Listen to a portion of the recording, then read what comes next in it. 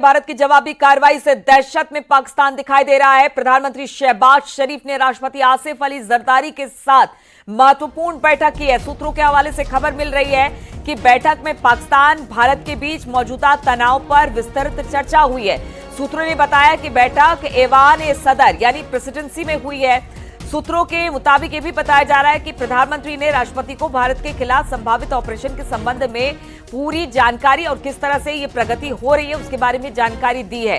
तो बड़ी खबर आ रही है, यहाँ पर राष्ट्रपति प्रधानमंत्री पाकिस्तान के मिले हैं। चिंता जरूर उनके माथे पर दिखाई दे रही है, क्योंकि देखिए जिस तरह से हमले किए गए पाकिस्तान की तरफ से, उसके बाद भारत ने जिस तरह से हमला किया है, उसके बाद अब देखिए जो बड़े बड़े मतलब सियासतदान हैं, वो प्रधानमंत्री हो या राष्ट्रपति हो, दोनों मिले हैं। प्रधानमंत्री शहबाज शरीफ ने राष्ट्रपति आसिफ अली जरदारी के साथ महत्वपूर्ण मुलाकात की है और कोशिश की जा रही है पाकिस्तान की तरफ से, क्योंकि जितना नुकसान पीछे एक दो दिन में पाकिस्तान को हुआ है, उसके बाद पाकिस्तान को समझ में आ रहा है कि आखिर क्या हुआ है क्या नहीं। इसी को लेकर अब बातचीत का दौर पाकिस्तान में शुरू कर दिया गया है। वहीं गुजरात के कच्छ में पाकिस्तान के 6 ड्रोन ध्वस्त किए गए हैं। सेना ने पाकिस्तान की ड्रोन साजिश को नाकाम कर दिया है। तो रात भर पाकिस्तान की तरफ से ड्रोन हमले हुए हैं, लेकिन हर जगह पर चुन चुन कर पाकिस्तानी ड्रोन को मार गिराया गया। उसके मलबे भी अब जमीन पर दिखाई दे रहे हैं। आज सुबह से जगह जगह से जो मलबे हैं, जिनको भारतीय सेना ने टारगेट करके गिराया है, ड्रोन है, मिसाइल है, उन सब के टुकड़े अब भारत की सरजमी पर दिखाई दे रहे हैं।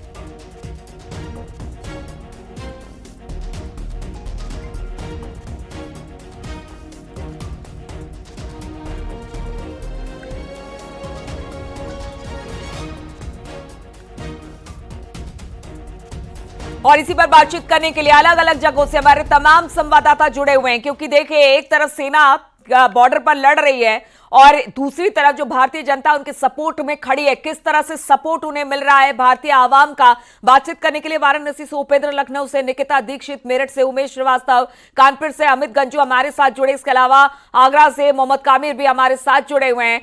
सबसे पहले जरा हम चलते हैं द्विवेदी जी के पास ही। उपेंद्र, किस तरह से वहां पर जिस तरह से भारत ने हमला किया, छठी का दूध याद दिला दिया पाकिस्तान को, जिस तरह से पाकिस्तान ने हमला किया उसकी जवाबी कार्रवाई में अब जो लोग हैं वो क्या कह रहे हैं और किस तरह से भारतीय सेना की हौसला अफजाई कर रहे हैं?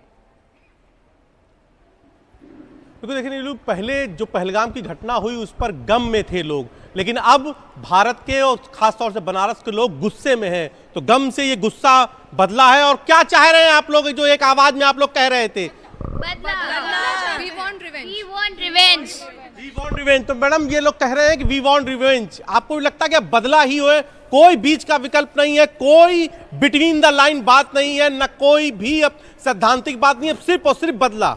जी हाँ, मुझे बिल्कुल लगता है कि हमें बदला लेना है, क्योंकि हमने अभी तक उन्हें बहुत समय दिया, लेकिन उसके अनुसार उन्होंने पॉलिसी नहीं अपनाई। तो इस समय सिर्फ एक ऐसा वक्त है कि हमें बदला लेने की जरूरत है। देश सबसे सर्वोपरि है। सिर्फ बदला?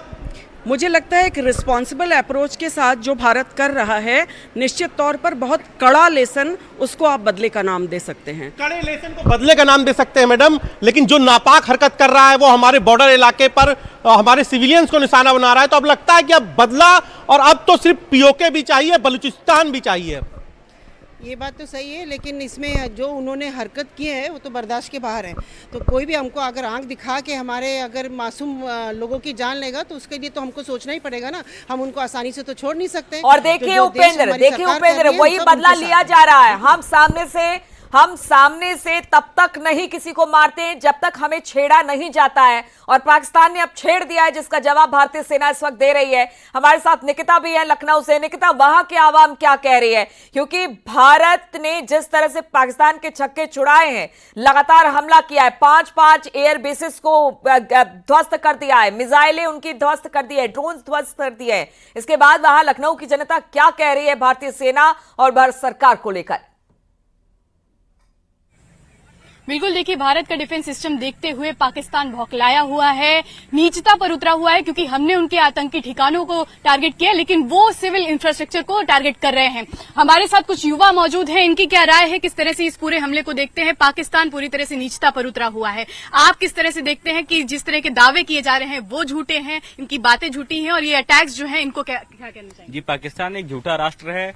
भारत ने एक ऑपरेशन सिंदूर के तहत आतंकवादी ठिकानों पर कार्रवाई की, लेकिन पाकिस्तान भारत के सिविल इंफ्रास्ट्रक्चर पे हमला कर रहा है, आम नागरिकों पे हमला कर रहा है, जम्मू और पंजाब में आम नागरिकों को निशाना बना करके हमला कर रहा है। अब तो सुनने में आ रहा है कि कोई मिसाइल भी इनकी इंटरसेप्ट हुई है, कोई आईसीबीएम कोई मिसाइल इनकी इंटरसेप्ट हुई है। तो ये सीधे सीधे पाकिस्तान युद्ध की चेतावनी दे रहा है और भारतीय सेनाओं को अब इनके ऊपर और आक्रामक होकर के और पूरी मजबूती से पाकिस्तान के खिलाफ कार्रवाई करने की जरूरत है।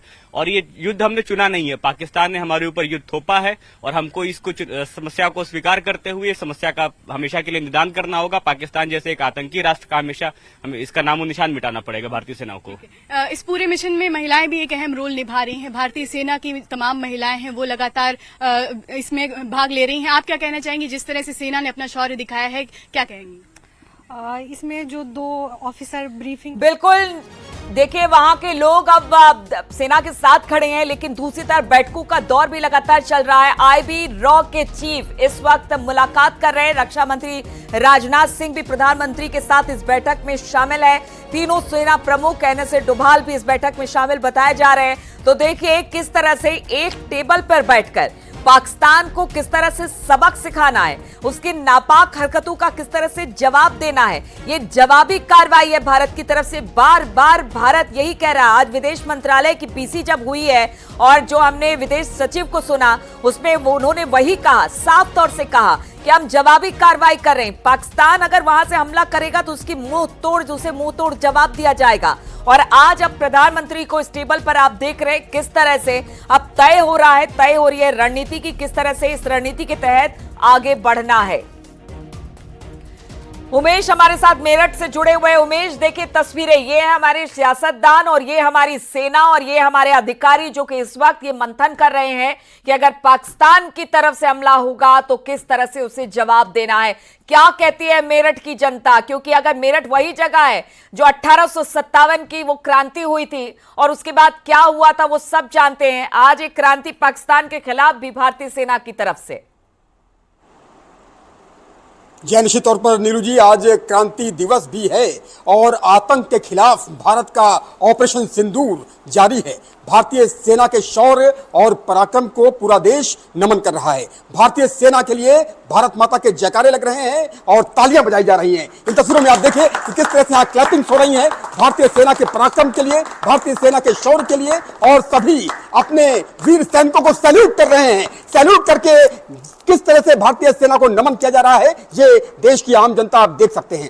सर, आप क्या कहेंगे जिस तरह से भारतीय सेना शौर्य और पराक्रम दिखा रही है और आतंक के खिलाफ भारत का जो ऑपरेशन सिंदूर है वो जारी है। भारतीय सेना यकीनन पाकिस्तान को घुटने पर ले आई है और आने वाले दिनों में रेंगने भी लगेगी। ऑपरेशन सिंदूर का मकसद ही यही था कि आतंकियों को और उनके आकाओं को ये बता दिया जाए कि बस अब नहीं, सीमा पार आतंकवाद खत्म होना ही चाहिए। इसके लिए भारत ने सर्जिकल स्ट्राइक की, उसके बदले में वहां से तोहफे में कुछ हमारे पास ड्रोन भेजे गए, जिसे हमारे सुदर्शन चक्र ने S-400 ने हवा में ही नष्ट कर दिया। अब सिर्फ और सिर्फ पाकिस्तान के पास एक चारा बचा है कि वो अपने सो कॉल्ड आका चाइना के पास, टर्की के पास, अजरबैजान के पास जाकर के उससे कुछ और सहायता मांगे ताकि वो हमारा सामना करने की। था, लेकिन हमने उनको ड्रोन की जगह पर वहां पर गड्ढा दिया है, बैलिस्टिक मिसाइल से उनके तबाह कर दिए हैं एयर बेसिस। कानपुर से अमित गंजू भी हमारे साथ जुड़े हुए हैं। अमित, अगर कानपुर की जनता की बात की जाए वो क्या कह रही है जिस तरह से भारत की सेना, चलिए लगता है अमित से हमारा संपर्क नहीं हो रहा, आगरा चलेंगे, मोहम्मद कामिर हमारे साथ है। मोहम्मद कामिर, वहां पर आगरा की जनता क्या कह रही है अब जिस तरह से मुंहतोड़ जवाब पाकिस्तान को भारतीय सेना दे रही है? बिल्कुल, देखिए लगातार जब जब भारत और पाकिस्तान के बीच युद्ध हुआ तब तब भारत ने पाकिस्तान को धूल चटाई है। यही वजह है कि एक बार फिर से भारत जीत की ओर अग्रसर है। कुछ मुस्लिम समाज के लोग हमारे साथ हैं, उनसे सीधे बात करेंगे। आप बताइएगा, लगातार भारत के द्वारा जवाब दिया जा रहा है पाकिस्तान को, किस नजर से? तो ये भारत देश हमारा एक ताकतवर देश है और इससे जो टकराएगा चूर चूर हो जाएगा। पाकिस्तान को अपनी हैसियत में रहना चाहिए, पाकिस्तान को भारत के मुंह नहीं आना चाहिए। आप बताइए सेना के लिए क्या कहेंगे? देखिए, आतंकवाद संपूर्ण विश्व के लिए एक नासूर बन गया है और इसका खात्मा बहुत जरूरी है।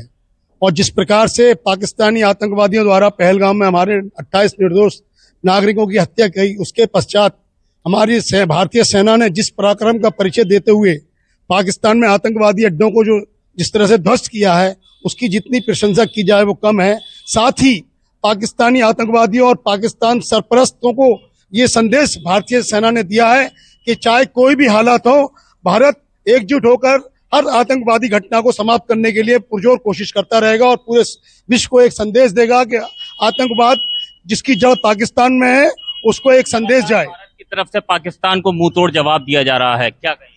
बहुत बढ़िया, अच्छा है। हमारे मुल्क में जो भी अगर ऐसा करेगा उसको ऐसे ही जवाब दिया जाएगा। बिल्कुल जवाब दिया जाएगा और मुफीद जवाब दिया जा रहा है। अमित गंजू भी हमारे साथ कानपुर से जुड़ गए हैं। अमित, वहां पर क्या कह रही है जनता? सीधे उनके पास जाइए और पूछिए क्या सोचती है भारतीय सेना के बारे में। देखिए नीलू जी, सीधे मैं इन लोगों से पूछता हूं, जो कानपुर जहां तक कैमरामैन से कहूंगा, क्या पुरुष क्या महिला लोग यहाँ मौजूद हैं? क्या